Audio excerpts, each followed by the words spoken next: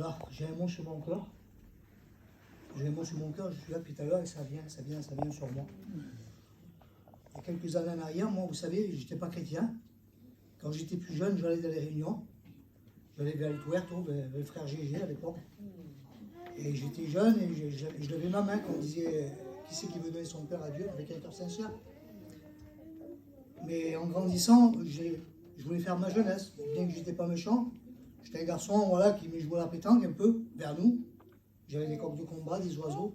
J'avais mes petites passions moi, je ne bougeais pas de chez moi. J'allais très peu dans les balles parce que mon père était sévère. C'était un homme qui buvait et quand des fois il venait, il était de mauvaise humeur. Et si ça n'allait pas, ben, tout le monde est copé, quoi. Et quand il disait tu bouges pas, mes petits cousins venaient me chercher, des fois ils retaillaient mon père, ils disaient tonton laisse-le venir avec nous. Et des fois il était de bonne humeur, alors comme il aimait bien mes petits cousins, alors des fois je partais avec eux. Et les années ont passé comme ça. Et moi je ne me rappelais plus que j'avais donné mon cœur à Dieu. Il y a quelques années en arrière, j'étais avec mon petit frère. Mon petit frère, il est jeune, il avait 19 ans. Et on était là, on buvait une petite bière ensemble. Bon, on n'avait pas bu beaucoup, juste un petit peu, comme d'habitude. Et il devait travailler chez lui, il devait faire un meuble dans sa salle de bain. Et sa femme, elle était partie, il avait dit de prendre quelques boulons, quelques tournevis qui lui manquaient. Et j'étais avec lui, je parlais, il faisait beau ce jour-là. On avait dit que c'était le printemps, il n'y avait pas de vent, on entendait les oiseaux. C'était un jour, on a dit que le jour il s'arrêtait. Il s'arrêtait, c'était merveilleux. J'étais avec mon frère et je me régalais, c'était mon petit copain, mon frère. Et dans mon cœur, il y a une voix qui parlait. Et je vous en supplie, les jeunes, si vous entendez cette voix, surtout ne résistez pas à cette voix. Écoutez-la parce que c'est le Saint-Esprit qui parle à vos cœurs. Moi, je ne le savais pas. J'ai résisté, moi. Et il me disait, garde-le. Garde-le encore un peu. Et pendant un moment, j'ai écouté cette voix. Pendant un moment, j'ai gardé mon frère, je voulais partir à tout prix. Oui, elle va venir, elle va se disputer avec moi pour que je reste un petit peu avec moi. Et je l'ai gardé un petit moment, tu vois. Et il remettait ça. Mais c'est l'ennemi qui faisait ça. L'ennemi, il voulait l'éloigner. Il voulait l'éloigner. Et bon, j'ai lutté un petit peu avec lui. J'ai dit, écoute, si tu veux, vas-y. Vas-y, mais quand tu reviens, on se prend un petit pack de bière, on joue à la pétanque. Il me dit, t'inquiète pas, mon frère. Je reviens, il me dit. Seigneur, il est parti, il a fermé le portail. Je me suis assis. Et je savais qu'il n'en avait pas pour longtemps. Je me suis assis. Je dis, je vais l'attendre un petit peu. Dès que je me suis assis comme ça, pas très longtemps, j'entends un coup de téléphone, mon oncle qui m'appelle. Il me dit, il faut que tu viennes vite. En partant vers chez lui, il a fait un accident.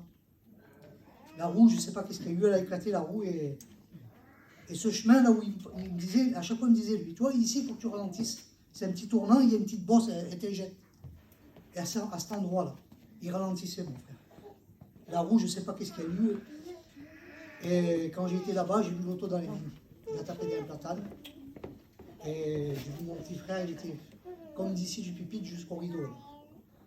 Il a roulé dans la terre, c'est mon Dieu. Alors les jeunes, je vous dis une chose, si vous entendez cette voix, surtout,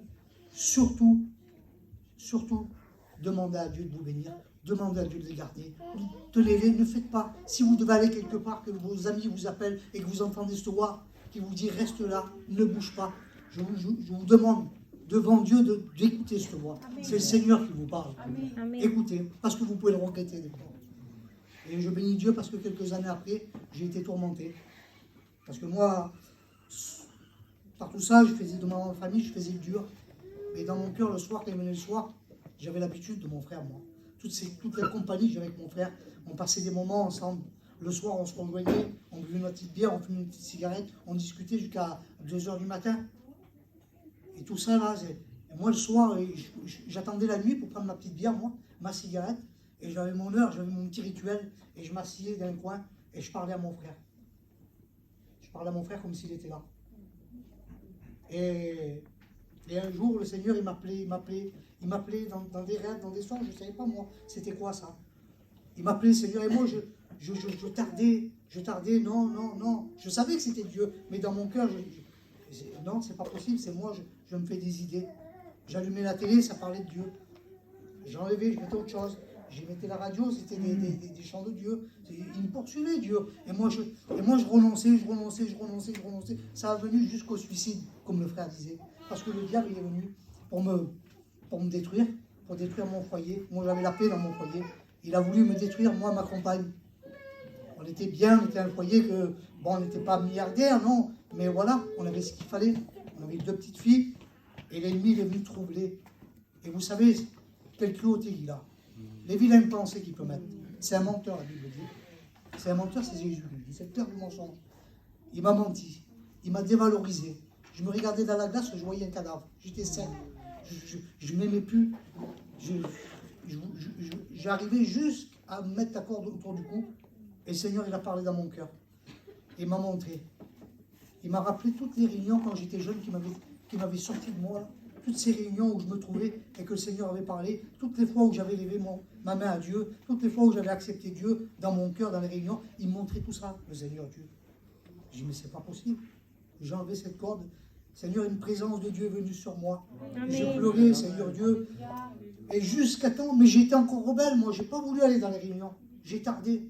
Et l'ennemi, plus je tardais, plus l'ennemi. Il m'accablait. Alors j'ai téléphoné à mon cousin. À mes cousins qui étaient chrétiens. Je dis, voilà, j'ai ça comme ça. Il me dit, mais c'est le Seigneur qui parle à ton cœur. Il faut que tu ailles à la réunion, il faut que tu ailles écouter la parole de Dieu. Je dis, mais non, t'es fou, c'est moi qui me fais ça. On aurait dit que j'avais pris une drogue, alors que je ne me droguais pas, moi. On a dit que j'avais pris une drogue, je devenais fou. Ma tête, dans moi, mes pensées, c'était comme si vous allumez une machine à laver, ils m'ont été pleins de linge. Et ma tête, c'était ça. C'était ça.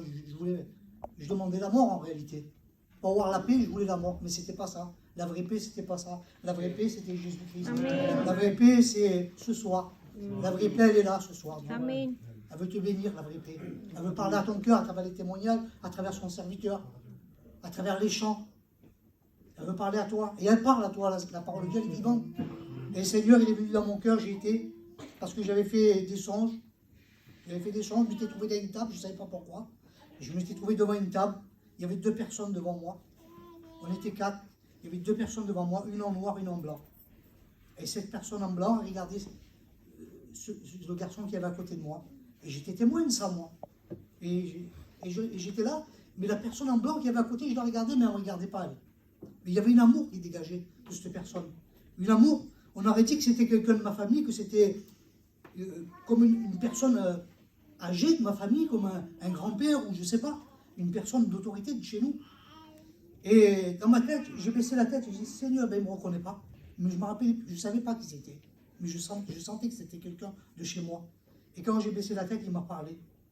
Il m'a fait un bisou sur ma joue, il m'a dit, je sais qui tu es.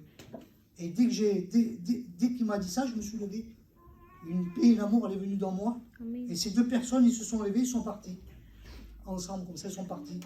Et mes yeux se sont fixés sur le dos de cette personne-là, que j'aimais. Parce que je l'aimais. Je ne connaissais pas, mais je l'aimais en réalité. Un amour que c'était incompréhensible, je ne savais pas.